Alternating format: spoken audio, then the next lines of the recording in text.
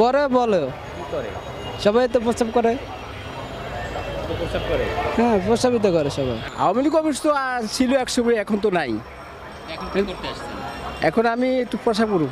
আওয়ামী লীগ সরকার পতনের পর এমন অবস্থা চলতে থাকায় দুর্গন্ধে এখানে 1 মিনিট অবস্থানই কষ্টসাধ্য হয়ে দাঁড়িয়েছে। একসময়ে আওয়ামী লীগের কেন্দ্রীয় কার্যালয়ের নিচতলাটি এখন একদমই পাবলিক টয়লেট বলা চলে। তবে এর উপরের তলাগুলোর কি অবস্থা এখন, কি হচ্ছে সেখানে দেখতে চাই আমরা।